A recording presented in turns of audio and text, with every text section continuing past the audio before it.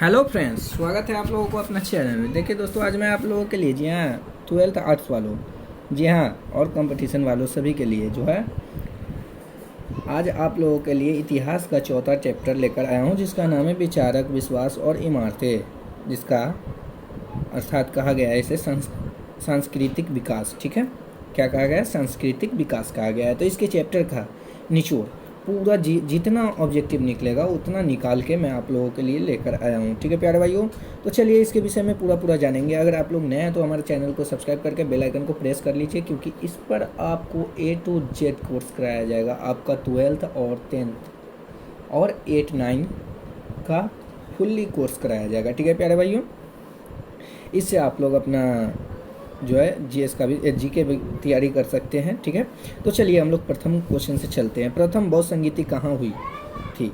प्रथम बौद्ध संगीति कहाँ हुई थी? तो ये हुई थी राजगिरी में। ठीक है, राजगिरी में हुई थी। ठीक है, उसके बाद नेक्स्ट क्वेश्चन है हमारा, सांची का स्तूप किस धर्म से संबंधित है? सांची का स्तूप जो है किस धर्म से संबंधित है? तो वो बौद्ध धर्म से। ठीक है, सांची का स्तूप किससे संबंधित है? तो बौद्ध धर्म से। ठीक है प्यारे भाइयों, चलिए उसके बाद नेक्स्ट क्वेश्चन में चलते हैं हम लोग। 3 नंबर क्वेश्चन हमारा है। 3 नंबर क्वेश्चन देखिए, सभी क्वेश्चन जो है पूछा हुआ क्वेश्चन है। आप लोग ईयर देख सकते हैं, इसमें लिख दिया गया है चौथी बौद्ध परिषद किस शासन के काल में हुई थी? चौथी बौद्ध परिषद जो हुई थी वो किस शासक के काल में हुई थी? तो वो थे कनिष्क के। ठीक है, कनिष्क के शासन काल में हुई थी। ठीक है, चलिए देखिए, स्तूप का संबंध किस धर्म से है? स्तूप का संबंध किस धर्म से है? तो बौद्ध धर्म से है। ठीक है, स्तूप का संबंध किस धर्म से है? तो बौद्ध धर्म से है। उसके बाद नेक्स्ट क्वेश्चन देखिए, त्रिपिटक साहित्य है, तो त्रिपिटक साहित्य जो है ना बौद्ध धर्म का है। ठीक है, किस धर्म का है? बौद्ध धर्म का है। ठीक है, त्रिपिटक बौद्ध धर्म का साहित्य है। ठीक है, उसके बाद देख लीजिए अगला क्वेश्चन है, क्या कह रहा है कि महात्मा बुद्ध को ज्ञान की प्राप्ति कहाँ हुई? महात्मा बुद्ध को ज्ञान की प्राप्ति कहाँ हुई? तो बोध गया में हुआ था। ठीक है, बोध गया में हुआ था। उसके बाद नेक्स्ट क्वेश्चन है हमारा कि श्वेतांबर और दिगंबर का संबंध किस धर्म से है? जी हाँ, बहुत ही वीवीआई क्वेश्चन है, देख सकते हैं 2010, 2014, 2018, 2019 और 2020 और 2021 इन सभी में पूछा जा चुका है। ये श्वेतांबर और दिगंबर का संबंध किस धर्म से है? तो जैन धर्म से। ठीक है, श्वेतांबर और दिगंबर जैन धर्म से। देखिए, हीनयान और महायान संप्रदाय किस धर्म से संबंधित है? हीनयान और महायान जो संप्रदाय है किस धर्म से संबंधित है? तो बौद्ध धर्म से। ठीक है, हीनयान और महायान। ठीक है, उसके बाद देख लीजिए अगला क्वेश्चन हो जाएगा हमारा। जी हाँ प्यारे भाइयों, बहुत ही एकदम पूरा निचोड़ के आप लोगों के लिए क्वेश्चन लाया हूँ, जो कि आप लोगों के बहुत ही फ़ायदेमंद है आप लोगों के लिए। तो आप लोग प्लीज़ सब्सक्राइब करके बेल आइकन प्रेस कर लीजिए और अपने दोस्तों के साथ भी शेयर कर लीजिए, और जितना अधिक संख्या में हो आप लोग हमारे चैनल से जुड़ जाइए। ठीक है, तलबंदी में किस प्रसिद्ध संत का जन्म हुआ था? तलबंदी में किस प्रसिद्ध संत का जन्म हुआ था? तो जी ये हो गए गुरु नानक जी का। ठीक है, गुरु नानक जी का जन्म जो हुआ था तलबंदी में हुआ था। ठीक है, उसके बाद नेक्स्ट क्वेश्चन है कि बौद्ध ग्रंथ त्रिपिटक की रचना हुई। बौद्ध ग्रंथ त्रिपिटक की रचना जो हुआ था ना, महात्मा बुद्ध के निर्वाण प्राप्त करने के बाद हुआ था। ठीक है, महात्मा बुद्ध का निर्वाण प्राप्त करने के बाद हुआ था। उसके बाद नेक्स्ट क्वेश्चन है हमारा 11 नंबर, क्या कर रहा है कि सुत विभग खंड का परिवार से 3 भाग है। परिवार ये 3 भाग है। अब ये किसका 3 भाग है? ठीक है, ये जो है किसका 3 भाग है? तो विनय पिटक के। ठीक है, किसका? विनय पिटक के 3 भाग है। ठीक है, चलिए देखिए उसके बाद नेक्स्ट क्वेश्चन हो जाएगा हमारा। जी हाँ, हमारा नेक्स्ट क्वेश्चन है, क्या है कि निम्न में से किस वेद में 10 मंडल, 228 सूक्त तथा 10,580 रचनाएं हैं? तो किस वेद में है ना? तो ये ऋग्वेद में। ठीक है, ऋग्वेद सबसे बड़ी वेद है। ठीक है, उसके बाद नेक्स्ट क्वेश्चन हो जाएगा हमारा, बिल्कुल एकदम झकास क्वेश्चन आप लोगों के लिए लेकर आया हूँ, जो कि आप लोग को एग्जाम में इसी प्रकार के क्वेश्चन जो है देखने को मिलेंगे। ठीक है, तो आप लोग इससे पूरे जुड़े रहिए सेशन से, और चैनल को सब्सक्राइब करके बेल आइकन जरूर प्रेस करें। ठीक है, चलिए देखिए, महावीर ने पार्श्वनाथ के सिद्धांत में नया सिद्धांत क्या जोड़ा था? तो ब्रह्मचार्य। ठीक है, ब्रह्मचार्य जोड़े थे महावीर जी। क्या जोड़े थे? ब्रह्मचार्य जोड़े थे। ठीक है प्यारे भाइयों, उसके बाद हमारा नेक्स्ट क्वेश्चन हो जाएगा, जी बिल्कुल एकदम स्पष्ट रूप से हम लोग देखते चलेंगे। कौन सा उपनिषद अथर्ववेद से संबंधित नहीं है? कौन सा उपनिषद जो है अथर्ववेद से संबंधित नहीं है? तो देखिए, प्रश्न उपनिषद ये अथर्ववेद से है, मुंडक उपनिषद अथर्ववेद से है, मांडुक्य उपनिषद अथर्ववेद से है, लेकिन श्वेताश्वतर उपनिषद जो है ये अथर्ववेद से नहीं है, ठीक है। तो इसलिए हमारा ऑप्शन डी हो जाएगा, इज द करेक्ट आंसर। चलिए देखिए उसके बाद देखिए, आत्मा का पुनर्जन्म मुख्य विषय है। आत्मा का पुनर्जन्म जो है मुख्य विषय है। तो देखिए मुख्य आत्मा का जो है ना कौशितकी उपनिषद का है, ठीक है। कौशितकी उपनिषद का जो है मुख्य विषय है आत्मा का पुनर्जन्म। चलिए देखिए उसके बाद है, भगवान बुद्ध के अष्टांगिक मार्ग में कौन सा सिद्धांत नहीं था। भगवान बुद्ध जी के ना अष्टांगिक मार्ग में कौन सा नहीं था, तो सम्यक चरित्र जो था ना सिद्धांत नहीं था, ठीक है। चलिए उसके बाद नेक्स्ट क्वेश्चन देखिएगा आप लोग, प्रारंभिक बौद्ध धार्मिक ग्रंथ किस भाषा में लिखे गए हैं। प्रारंभिक बौद्ध धार्मिक ग्रंथ जो है किस भाषा में लिखे गए हैं, तो पाली भाषा में, ठीक है। किस भाषा में, पाली भाषा में। उसके बाद देखिए, बुद्ध के उपदेशों का संकलन है। बुद्ध के उपदेशों का संकलन है तो सूत पीटक में, ठीक है, सूत पीटक में है। उसके बाद नेक्स्ट क्वेश्चन है हमारा, निम्नांकित विद्वानों में से कौन सा सर्वप्रथम भारत आया था। देखिए ये जो विद्वान है नाम है Hiuen Tsang, Ibn Battuta, Marco Polo, फायान।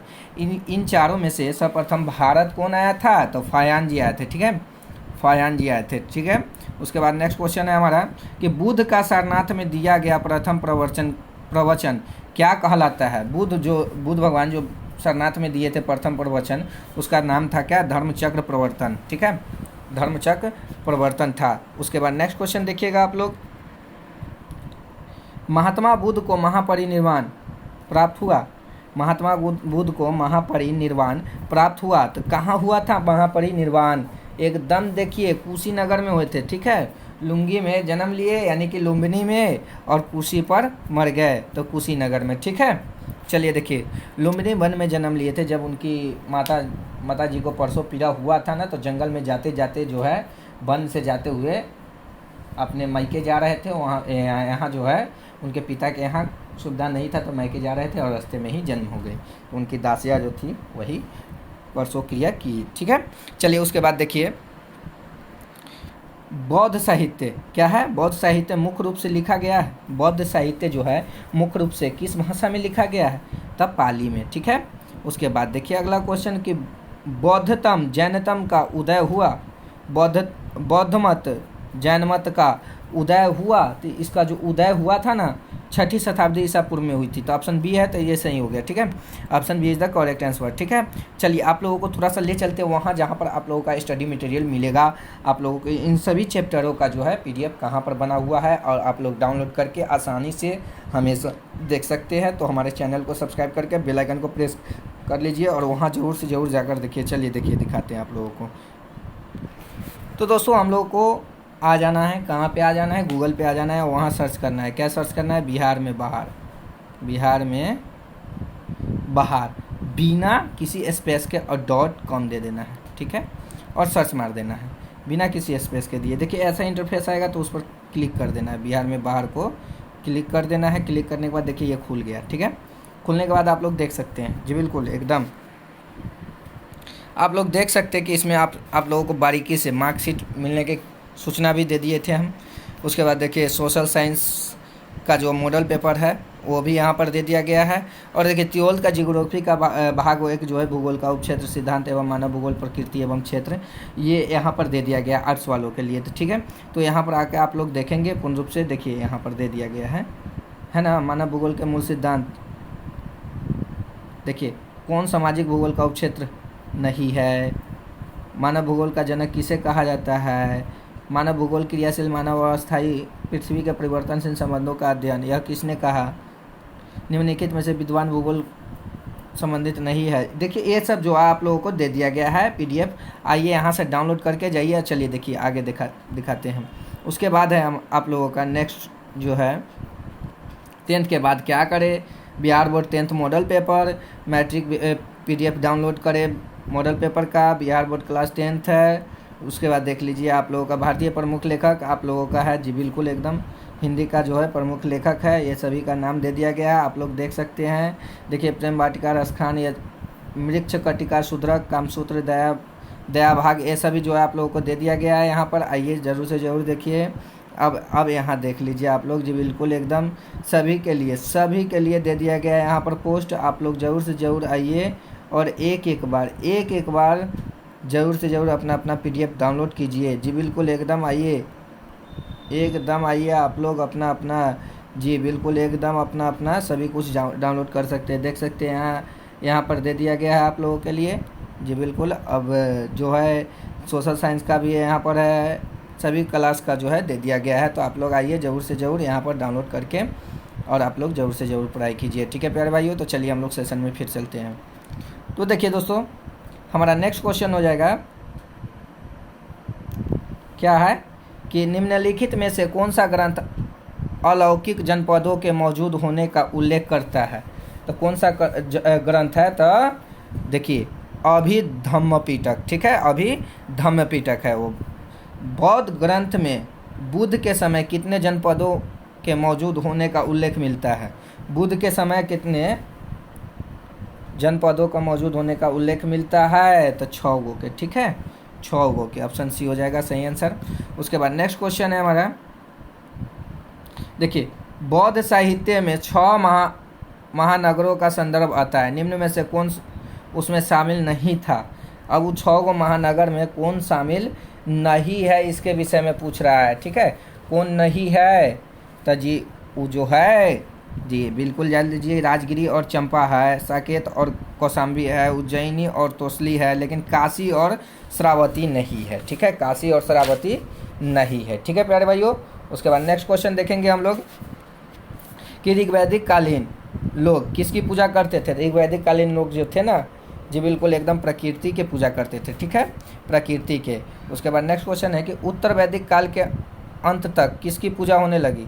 उत्तर वैदिक काल के अंत तक किसकी पूजा होने लगी, जी हाँ, तो ब्रह्मा विष्णु और महेश के। ठीक है, ब्रह्मा विष्णु और महेश जी के, भगवान जी का। चलिए देखिए, उसके बाद नेक्स्ट क्वेश्चन है कि बुद्धि चरित्र की रचना किसने की। बुद्धि चरित्र की रचना किसने की, तो बुद्धि चरित्र की रचना कौन किए थे, कालिदास, अश्वघोष, चाणक्य, अवान भट्ट। जी बुद्धि चरित्र की रचना अश्वघोष जी किए थे, option B is the correct answer. ठीक है, चलिए उसके बाद नेक्स्ट है कि सांची मध्य प्रदेश के किस जिले में स्थित है। सांची जो है मध्य प्रदेश के किस जिले में स्थित है, तो रायसेन में है। कहाँ है, रायसेन में। उसके बाद निम्न में से गौतम बुद्ध के शिष्य थे, तो गौतम बुद्ध जी के शिष्य जो थे ना, आनंद एवं उपाली, कश्यप, सारिपुत्र एवं गौद्रलायन, यानी कि इनमें से सभी थे। ठीक है, इनमें से सभी, option D is the correct answer. ठीक है, चलिए उसके बाद नेक्स्ट क्वेश्चन देखिएगा आप लोग, कुंडलवन कश्मीर में चतुर्थ बौद्ध संगीति किस शासक के काल में हुई। कुंडलवन में जो हुआ था संगीति किस शासक के काल में हुआ था, तो कनिष्क के। ठीक है, चलिए देखिए, सल्लेख कायाकलेश द्वारा मृत्यु का विधान किस धर्म में है। मृत्यु का विधान जो है किस धर्म में है, तो जी जैन धर्म में है। ठीक है, जैन धर्म में है मृत्यु का विधान। उसके बाद है कि नाथ मुनि का संबंध है, नाथ मुनि का संबंध किससे है, तो जी हाँ, वैष्णव धर्म से। ठीक है, नाथ मुनि का धर्म जो है वैष्णव धर्म से है संबंध। उसके बाद नेक्स्ट क्वेश्चन है हमारा कि कालिदास, भवभूति, संबंधु एवं बाणभट्ट आदि किस धर्म के अनुयायी थे। किस धर्म के अनुयायी थे, तो जी बिल्कुल एकदम शैव धर्म के अनुयायी थे। ठीक है, चलिए उसके बाद अपार सुंदर मूर्ति एवं चंदन का संबंध किस धर्म से है। अपार सुंदर मूर्ति एवं चंदन का संबंध जो है ना, शैव धर्म से है। किससे है, शैव धर्म से है। चलिए देखिए, उसके बाद नेक्स्ट क्वेश्चन है कि भवभूति के मालती माधव में किस संप्रदाय का उल्लेख है। भवभूति के मालती माधव में किस संप्रदाय का उल्लेख है, तो जी कपालिक संप्रदाय का उल्लेख है। चलिए देखिए, उसके बाद नेक्स्ट क्वेश्चन देखिएगा आप लोग कि बाणभट्ट ने कादम्बरी ग्रंथ में किस संप्रदाय का उल्लेख किया है। कादम्बरी ग्रंथ में किस संप्रदाय का उल्लेख किया है, तो पशुपत। ठीक है, पाशुपत। उसके बाद वीरशैव यानी कि लिंगायत आंदोलन का जनक कौन है। लिंगायत आंदोलन का जनक कौन है, तो बांसवन्ना। उसके बाद बौद्ध परंपरा में अशोक ने कितने स्तूप बनवाए। बौद्ध परंपरा में अशोक ने कितने स्तूप बनाए, तो 84,000 याद रखना है हमें, 84,000। चलिए देखिए, हीनयान पुस्तकें किस भाषा में है। हिनयानी पुस्तकें किस भाषा में है? तो पाली भाषा में है। ठीक है, चलिए देखिए उसके बाद महावीर का जन्म हुआ था तो लुम्बिनी में, कहे ना कि सॉरी महावीर का जन्म, महावीर जी हम बुद्ध भगवान के बात कर रहे थे, कुंडल वन में हुआ था वैशाली में। ठीक है, उसके बाद है बुद्ध के बचपन का नाम क्या था? तो बुद्ध जी के बचपन का नाम सिद्धार्थ था। ठीक है, बुद्ध जी के बचपन का नाम क्या था? सिद्धार्थ था। उसके बाद देखिए अगला क्वेश्चन है हमारा, जी बिल्कुल एकदम देखते चलिए। हमारा अगला क्वेश्चन है कि तृतीय बौद्ध संगति का आयोजन कहाँ हुआ था? तृतीय बौद्ध संगति जो हुआ था ना हमारा, उसका आयोजन ना पाटलिपुत्र में हुआ था। ठीक है, पाटलिपुत्रा में हुआ था, पटना में। ठीक है, उसके बाद नेक्स्ट क्वेश्चन हो जाएगा हमारा, जी बिल्कुल एकदम नेक्स्ट क्वेश्चन है हमारा, क्या है?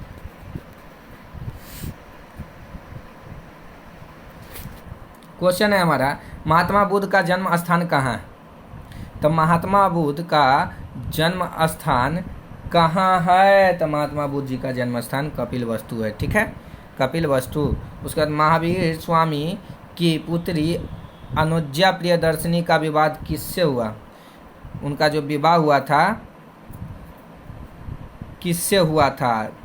आनंद से कि उपाली से कि जमाली से, यानी में से किसी से नहीं। तो जी याद रखना है, जमाली से हुआ था। ठीक है, जमाली से हुआ था। उसके बाद नेक्स्ट क्वेश्चन है हमारा, जैन धर्म के 24वें तीर्थकार कौन थे?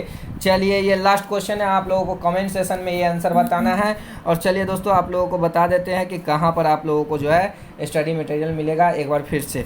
चलिए दोस्तों, तो चलिए देखते हैं। तो दोस्तों हमें सबसे पहले गूगल पर आना है, गूगल पर जाकर सर्च मार देना है। क्या सर्च मारना है? तो biharmeinbahar.com, biharmeinbahar.com इस पर सर्च कर देना है। सर्च करने के बाद आप लोगों को ऐसा बिहार में बाहर लिखा इंटरफेस आएगा, उस पर क्लिक कर देना है। क्या करना है? उस पर क्लिक कर देना है। क्लिक करने के बाद आप लोग देख लीजिएगा मतलब लाइन बाय लाइन आप लोगों के लिए यहाँ पर सजा कर दे दिया गया है। जी बिल्कुल एकदम 10th और 12th, एकदम 12th में आर्ट्स वालों के लिए देखिए यहाँ पर दे दिया गया है। तो आप लोग आइए और देखते चलिए। ठीक है, आइए और आप लोग देखते चलिए बढ़िया तरह से। जी एकदम सभी का जो है ऑब्जेक्टिव दे दिया गया है। 12th का फिजिक्स है। ठीक है, देख लीजिए। जी ज्योग्राफी चैप्टर 1 भाग 1 मानव भूगोल का उपक्षेत्र एवं सिद्धांत, मानव भूगोल प्रकृति एवं विषय के क्षेत्र है। तो आप लोगों को इस प्रकार से दे दिया गया है। आप लोग आइए एक बार ज़रूर देखिए और PDF डाउनलोड कर लीजिए ताकि आप लोगों को पढ़ने में कोई दिक्कत ना हो। और सब्जेक्टिव के साथ ऑब्जेक्टिव का भी तैयारी चलेगा। ठीक है, तो हमारे चैनल को सब्सक्राइब करके बेल आइकन प्रेस कर लीजिए। इतना ही के साथ आप लोगों से विदा चाहते हैं। जय हिंद, जय भारत।